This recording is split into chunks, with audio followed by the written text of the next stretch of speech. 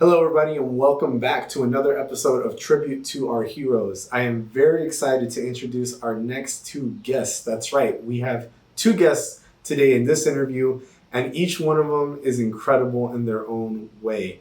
They are a dynamic duo, if I have ever seen one. They both do what they can to give back and provide support for veterans, for children who have undergone trauma, and they're looking and searching every day and finding ways and just trying to find different ways to get that objective done. They do what they can, and they do it very, very well. And we have been lucky enough as an organization to have them one of them volunteer with us, and the other guest to volunteer through an extension of her as well. So without further ado, I'd like to introduce Miss Debbie Wellman and her pet therapy dog, Aibo.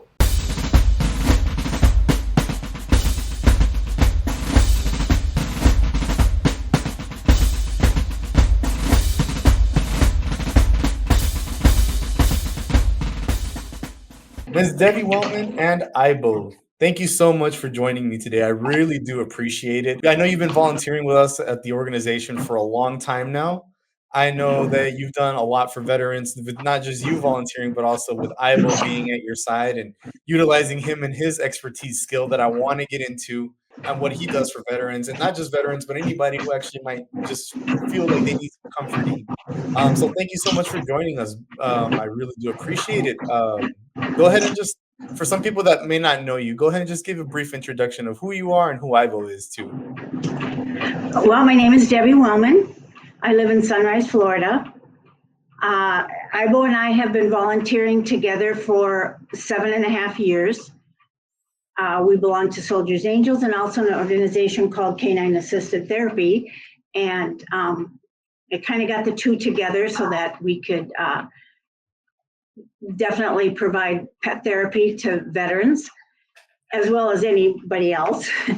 And so that's who I am. That's what we do. We do 3 to 4 times a week. We visit different facilities, whether it's a nursing home or the West Palm Beach VA. We have a lot of different facilities that we go to. We just want to say thank you for doing what you do, to you and to Aibo, because obviously, we want to give back to veterans in any way possible here at Soldiers Angels. It's what we do, and it seems it's something that you're very passionate about. So I'm glad that our paths kind of intersected, and Aibo is just another extension for you and for him to do that, to continue to give back to people who need the support in a lot of ways. I know we've actually written a blog about you before as well, and it says here that you often frequently visit the West Palm Beach VA. Is that correct? Yes. We go. Awesome.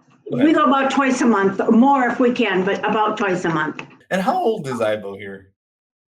Aibo will be 9 the end of July, so he's 8.5. When did he start? When did you get him to start being a therapy dog?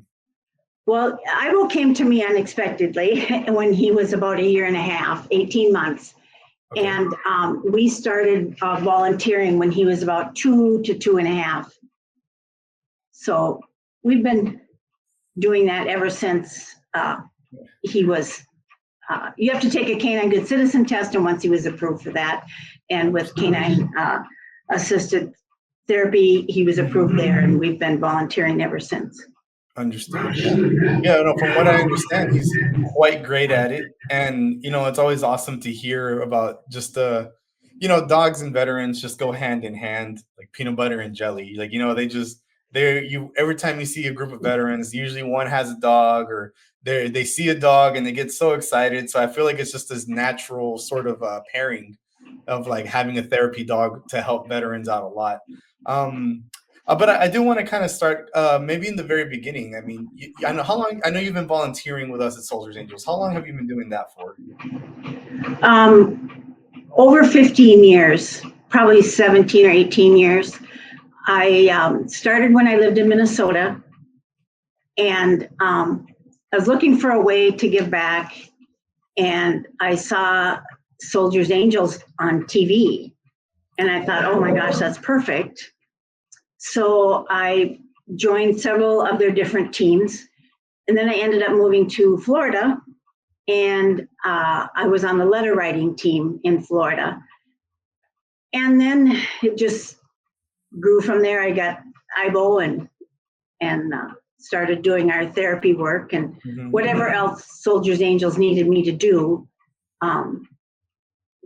They've had me speak at organizations for them down here in South Florida. We've done several things at the Panthers, and then most of the stuff has been at the West Palm Beach VA. And I'm curious, you said you found this when you saw us on TV, correct? Because I mean, 15 years ago, right? That's a long time ago for me, and I mean that was long before I started working here, and it just kind of gives maybe the viewers an understanding of how long Soldiers Angels has actually been around. Do you remember what you were watching when you saw that? Like, was it a commercial or what? How did what? Do you remember what it was exactly? Well, the funny thing was, I was living in Minnesota, and I had come down to Florida, and part of it was for work, and then I stayed a couple extra days, and I was in the hotel room getting ready to, I don't know, go to the beach or do something, and Soldiers Angels came on. It was on a local news program, and that's how I heard about it. So I went back to Minnesota and researched it, wrote it down very quickly as I was going out the door, and I researched it, and then I went home and joined. That's amazing. It's amazing that you found us that way back then. And it's amazing that you're still with us now. I mean, I see you got the Soldiers Angels shirt. At this point, you have seniority over me in terms of your association with the organization. That's just incredible. As far as you volunteering, like, what are some of the more memorable experiences that you've had volunteering with us on the letter writing team? Oh gosh, my most memorable is right when I moved here, I got a name for the letter writing team, and I got this soldier's name, and I wrote to him, and we continued to write for 10 years. And I only knew his name. And he would say to me, and I gave him my email as well as my phone number after a while. And I said, contact me anytime. And he would write, and he would say, I'm coming back. You don't need to write anymore. And then he would say, I'm going to redeploy. So will you write to me again? So I wrote and sent boxes. And he emailed me, it was about 10 years later, and said, I would like to put a voice to the name that I've been writing to. We've been corresponding together. And I said, absolutely, please call me. And he was in Afghanistan, on his way to Afghanistan again. And we talked for 2 hours. And I guess the rest is kind of history, because he has come to Florida and stayed with me. And I met him here in Florida, and then he lived in Virginia for a while, and I was lucky enough to go stay with him in Virginia and meet his wife. That's truly incredible.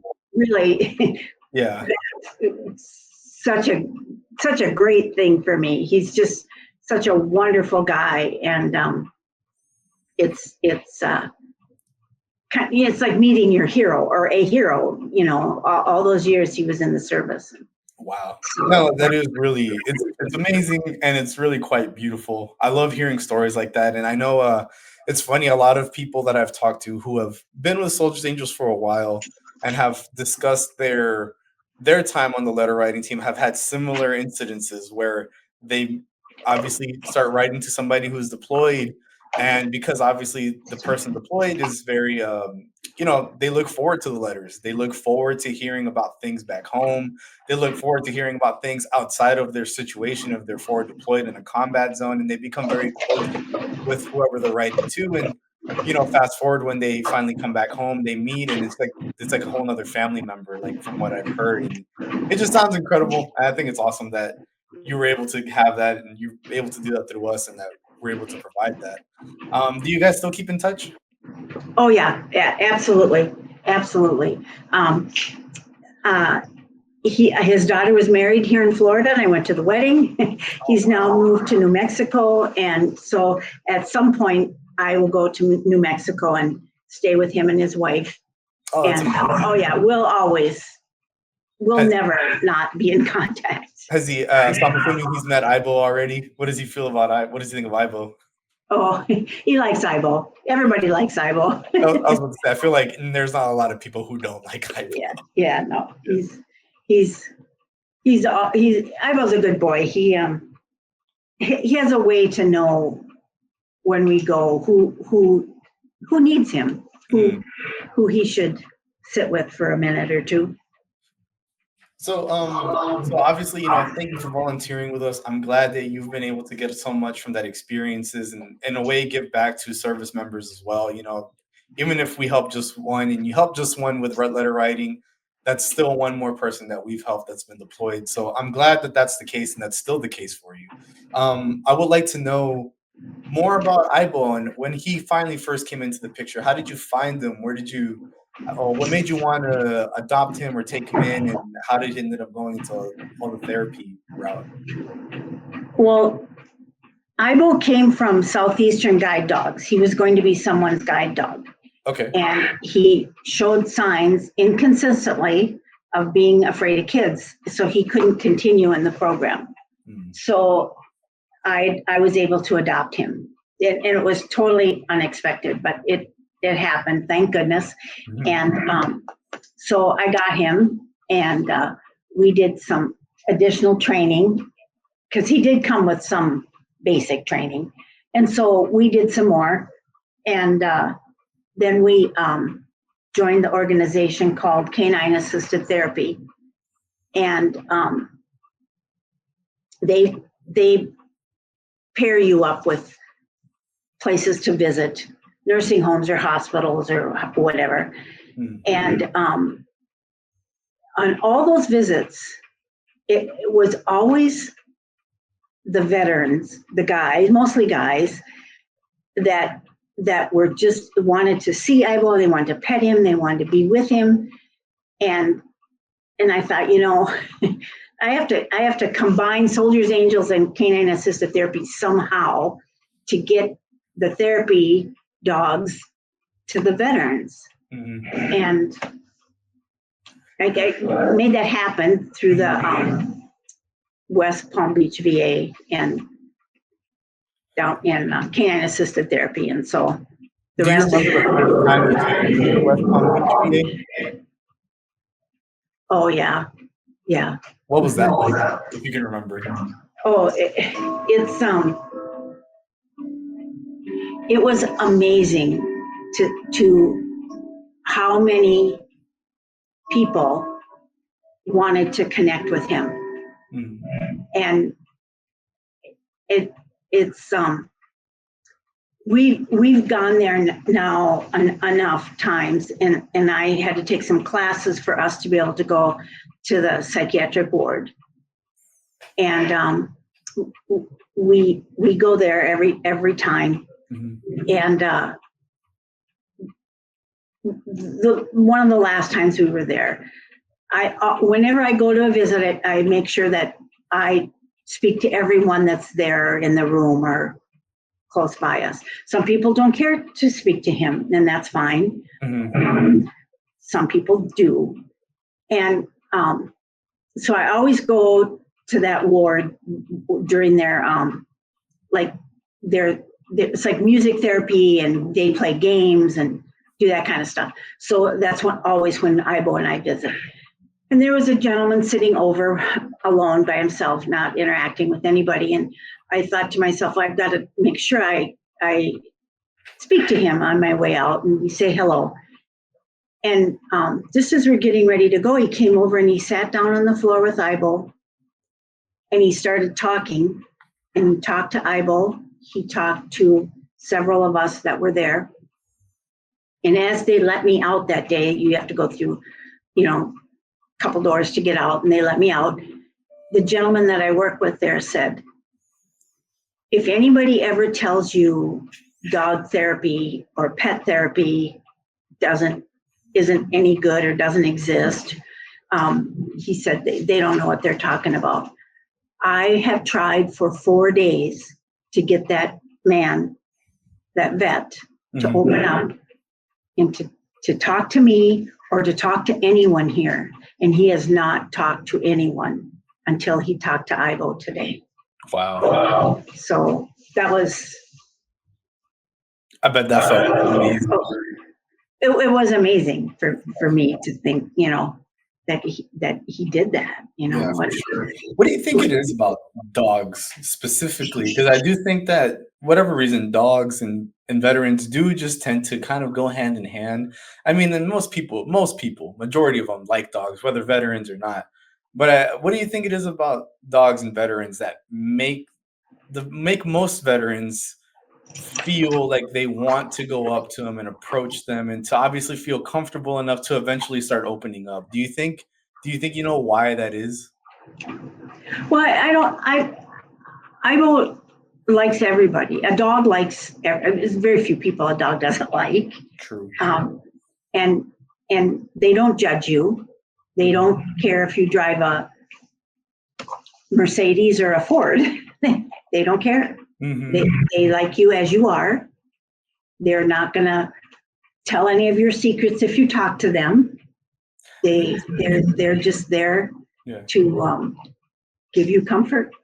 Maybe that's what it is. And I think actually, I think you pretty much nailed it on the head, which I don't know why I couldn't think of it, but it does make sense, because I think what it is they're just so sincere in their excitement and happiness to be around you. And obviously, I think when it comes to other people, although most people, at least I like to believe they are sincere and trustworthy, especially like when it comes to like VA hospitals and they're wanting to help you. I do think that for the veterans, a lot of them have a harder time opening up to other people just due to past experiences. But obviously, like, if a dog's never wronged them, why would they feel that? You know what I mean? So it's like, of course, they love a dog that just wagging their tail, coming up to say hi. Would you say that one was the most impactful moment that you've seen Aibo interacting with a veteran, or has there been another moment that stood out more to you even than that one? Well, I did have another moment at the VA, because we go to several different areas in the waiting areas to sit with them, and we've had a lot of experiences and talked to so many great people, and a lot of times it's a spouse that's waiting for a vet while they're with the doctor, whatever. And the one visit, we went up to this gentleman, and he just wanted to see Aibo, just had to see him. He had to see him, and so I took Aibo over, and Aibo's name is always an icebreaker because it means friend or companion in Japanese. So that was actually going to be my question down the line. So Aibo's name means friend or companion in Japanese, correct? Yeah. Okay. So sorry to interrupt. Go ahead. Continue. No. So we talked to this gentleman, and he had a cap from Vietnam on, and he said, I had a bomb sniffing dog when I was in Vietnam, and I trained him. He said the military didn't give us the dog. If we found a dog, we would train them. And I trained him. And he talked a little bit.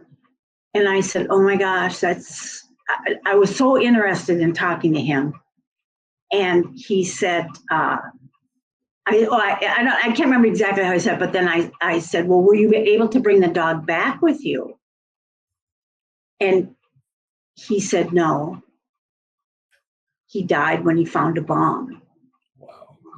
And as I looked down, I had not looked down. I don't know why I hadn't, but I hadn't looked down. And he had no legs. That was, there he was, talking to me with all he'd done for us. And I realized that he'd lost the dog and his legs both at the same time. And we had a great conversation. He loved Aibo, and I didn't see him again, but I hope that, for the 10, 15 minutes we talked, that I know Aibo gave him a lot of comfort in that few minutes.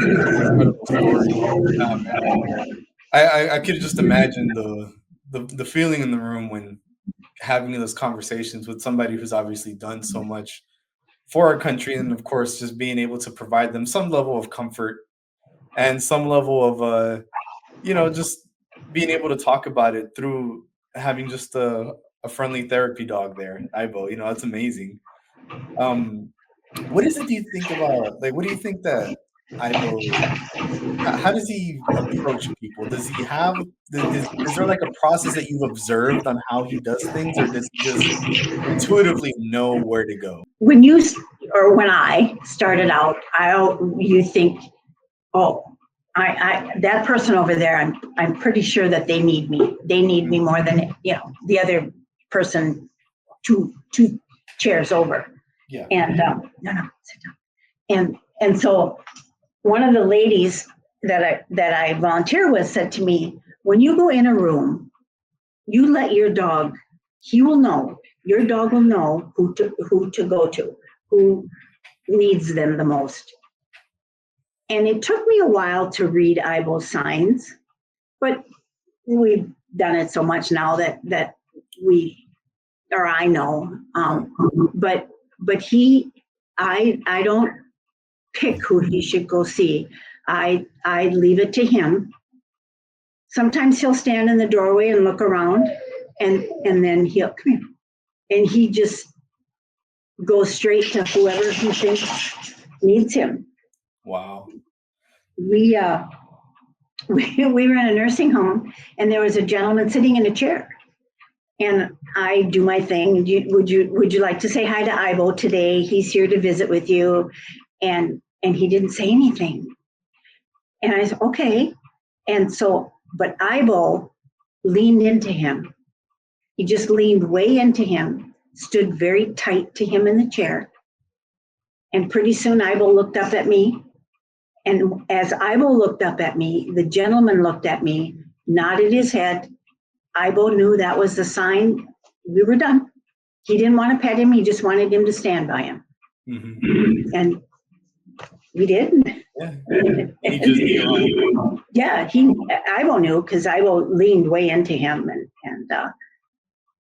that's incredible. Yeah, it's so crazy how like dogs just have this. I feel like most animals just have this understanding that, I don't know, maybe we're just not aware of, but I feel like they feel something that we just can't feel a lot of the times.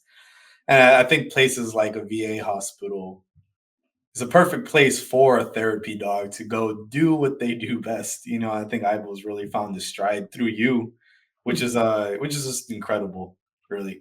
Is Aibo your first therapy dog ever? Yes. Yeah. Oh, wow. I had a lab Dane mix that I had hoped would be a therapy dog, mm-hmm. but he didn't pass all the tests, so he didn't get to be. But Aibo's very calm, very chill. Mm-hmm. Nothing rattles him very much. Wow. Loud noises don't bother him. Other dogs don't bother him. He does, like he's laying here next to me now. That's what he does. When we go, he's always willing to lay and wait, unless of course he's talking to somebody. Did he ever get over his hesitations or fear of children? Yeah, he did. We worked on it. He does not like toddlers. He just doesn't. Sometimes he does, sometimes he doesn't. But when we went and did the test for kids, they talked me into doing it. They said, it'll be fine. Aibo's really good. It'll be fine. So I went and did the test. And we went in the room, and there's 17 kids. And we go down the line, and we greet each of those kids. And Aibo went down the line and got to about the middle. And he stopped by this little boy. And he just stood there and would move. And I can't force him to move. I can't make him move because then I fail the test. So he stood there, and I'm like, okay. And this little boy is just petting him, and he's just got his face in Aibo's face, and he's so happy. And pretty soon, Aibo looks at me, gives me the sign that we can go now. So we go to the end of the line, greet the rest of the kids. We go out of the room, and then we're assigned to a group of kids to read. And we go back in, and Aibo goes to the group. I'm telling him, Aibo, we have to see what group we're in. You can't just pick out your own group. Mm-hmm. Oh, no, they said, this is your group, but he knew. So he sat down, and he put his face in this little boy's lap.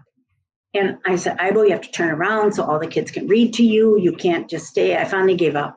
I just thought, okay, you sit there and the kids will read backwards to you. And so they came and we passed the test. At the end of the day, we passed the test. And the next day they called me and they said, do you know who that little boy was? And I said, well, I have no idea who he was. I didn't know any of the kids. That little boy just lost his dad. And Aibo picked him out of 17 kids. Wow. And stood by him. So that's how we passed our test. Mm-hmm. That's incredible. Yeah. So he didn't just pass, he passed with flying colors. Yeah, I didn't pay any attention to that little boy that he had stopped by was the same boy in the reading, that we were going to read to for the second half of the test. I didn't pay any attention that was him. I was, of course, nervous. I wanted him to pass, and and so yeah, it was the same little boy in our class, and that's why he wouldn't turn around. He wanted to be, face into that little boy. So he just knew. I mean, he was doing what he had to do without even trying. That's incredible. So it really is. I guess I feel like it's in his nature. Which some dogs are more hunting oriented, some dogs are more athletic, and I guess just like people, I guess I was just more prone to wanting to help others in his own way or form. Do you plan on maybe getting any more therapy dogs, seeing as how you've had such a great experience with Aibo already? Oh, I'd love to have 1 million dogs.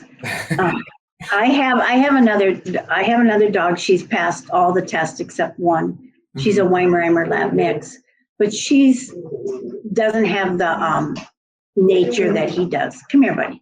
Come here.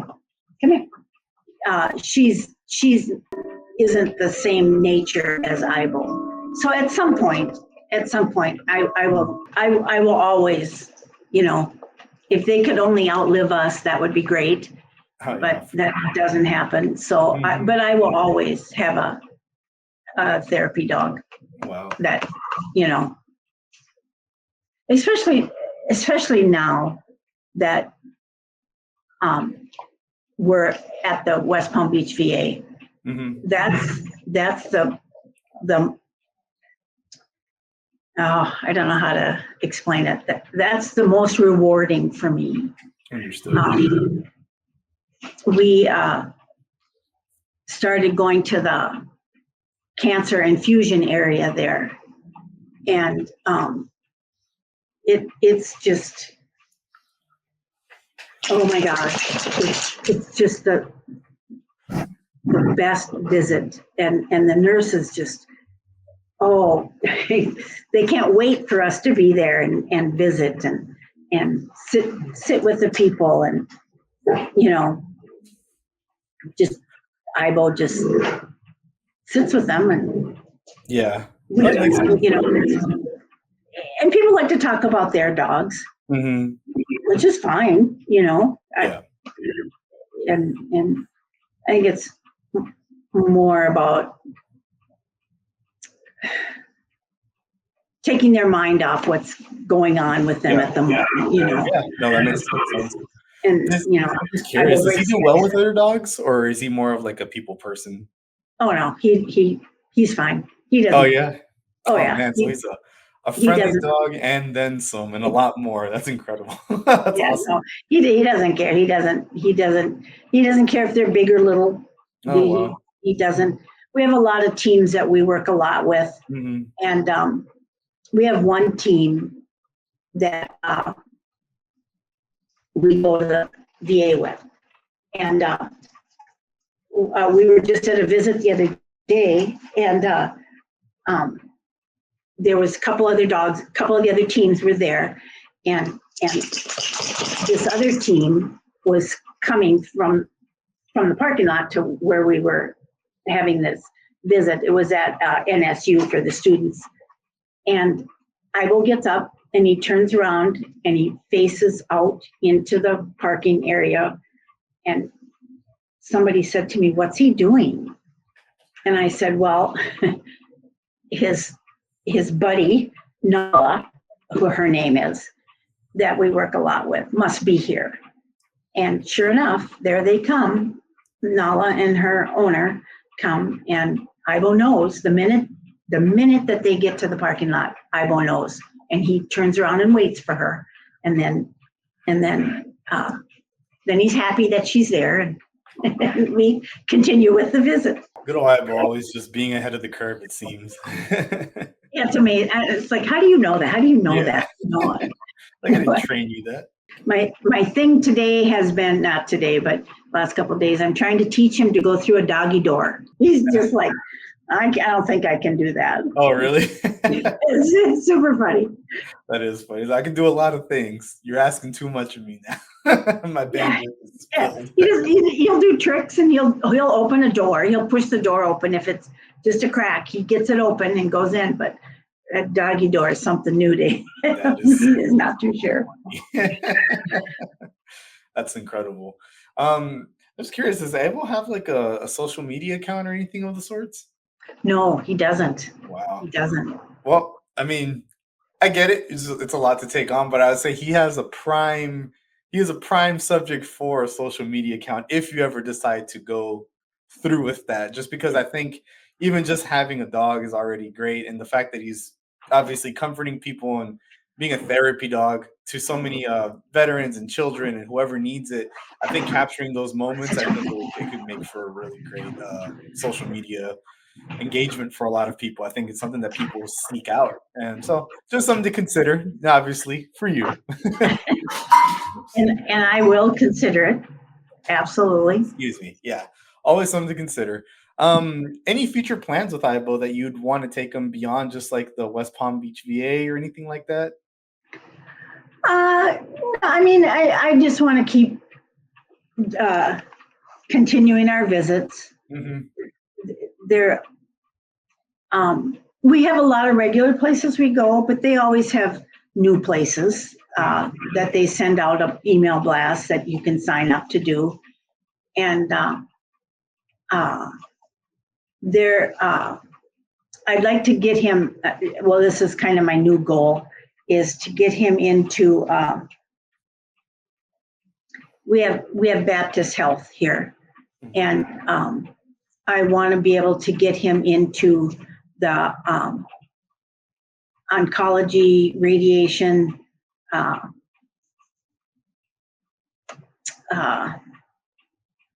of the women's health in that facility. So that's my latest goal, is to get him in there and just provide comfort for women when they're waiting for tests or biopsies or whatever it may be.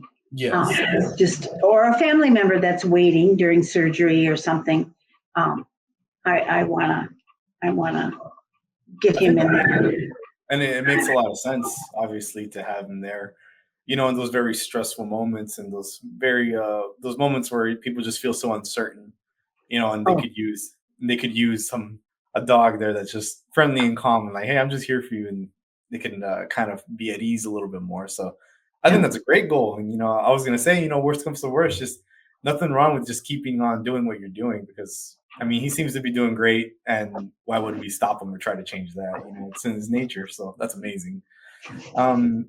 Any advice for anybody considering potentially getting a therapy dog? Absolutely. Just if your dog has that nature, if they're calm, if they're good with other dogs, and kids, of course, to be good with kids is always good. Aibo now does reading. We go to the school and the kids will read to him.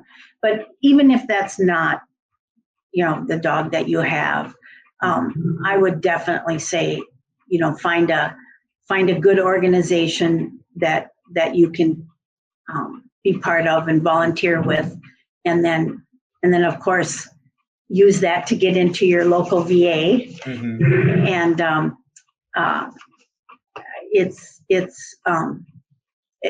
it brings comfort to so many people that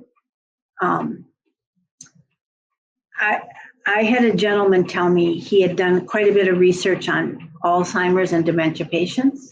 Mm-hmm. And when a dog comes and visits with that person, even though if you kind of go around the room and you come back to that person and they don't remember that you were there, but you were just there, and they pet the dog and that made them happy, that happiness continues inside them for over a day. Wow. So if anybody Mm-hmm. has a dog and feels they want to give back or volunteer or whatever, having a therapy dog is just, it's a good way to do that. Yeah, that's a great way to put it. I feel like it's I think it's a way that not a lot of people think of giving back. But if you have a good dog that's just, like you said, very calm and very good around certain groups of people, and you just notice that they're maybe good at comforting the other, like your guests when they're around, maybe consider it. And that's one way to give back. And I mean, there's nothing wrong with that. People love dogs. You know what I mean? I'm sure there's probably some therapy cats out there too. I mean, who knows? I don't know what's out there, but something different for everybody. You know what I mean? But I think dogs are just kind of one of those things that majority of people will tend to like. I mean, I see a dog on the street that's friendly and smiling at me, I'd want to go pet it. So imagine feeling that whenever you really need it the most, that waiting for a surgery or at a VA hospital and all this sort of stuff. So yeah, that's a great way to put it. I think that's pretty much most of the questions that I had. Just a couple quick things just to close out. I mean, I just want to say thank you. Oh, I did want to ask, actually, are there any tricks that Aibo can perform that maybe he might be able to do right now if he's willing? Sure. If we can see him here. Sit down. Right, let's see what you got, Aibo. Sit up. No, sit up. All the way up. Up. Oh, up. Sit up. There we go. kind of hard to see here. No, it's okay. He can shake. He shakes. There we go. And I know we can't see it. He crawls. He'll crawl, and he'll tuck under me. Leave it.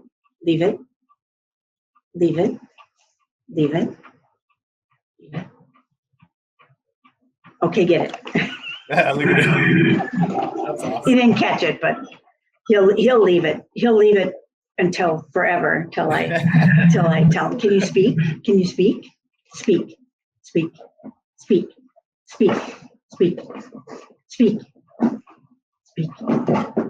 speak. Oh, that's awesome.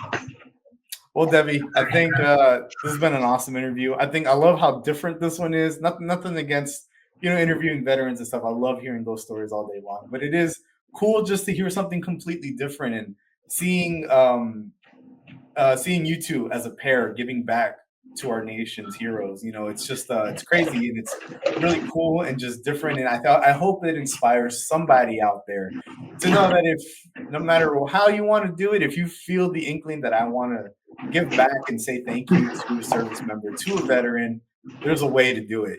Whether it's through the letter writing team, whether it's with your dog, you can find a way, and somebody will resonate with that. I always say, if you can help at least one person, that's one more person helped along their way. So thank you so much for doing what you do, and volunteering with us, especially. We love volunteers like you, taking the time out of your day, taking the time out of your schedule to just write a letter to a service member who was deployed. And I mean, look at how much you've gotten back from that. It's a win-win for everybody. It is. Do you have any any just kind of parting words or suggestions to anybody who might be listening, might be considering volunteering in any way? Oh, if don't hesitate, sign up, whether it's to have a therapy dog or the letter writing team or any team that you can be on. One letter, just one letter can make such a difference, and you can do it from your home. You know, you don't have to go through a whole bunch of gyrations. You just piece of paper and you know, just write. Like I said, I wrote to that soldier for 10 years, and sometimes I'd think, I don't know what to say, and then I would remember where they are and what they're doing for me, and then you can always find something to write about. So yes, just sign up and volunteer, because it means everything. Just go do it. Yeah, just do it. Well, Debbie, thank you so much for your time today. I really do appreciate you meeting with me. I think this has been an awesome interview and so creative and fun and just different. And I don't know, I love it. Thank you, Aibo. I know you can hear me, so I just want to say thank you for being the goodest boy out there and doing so much for our service members. He's like, I know you got treats, Mom. Hand him over. Yeah, he does. That's all right. No, but thank you so much for meeting with me, truly. And if you ever need anything from us, by all means, reach out. All right. All right. I'm gonna thank you so much. Yeah. Thank you, everybody, for tuning in. Until next time, may no soldier go unloved.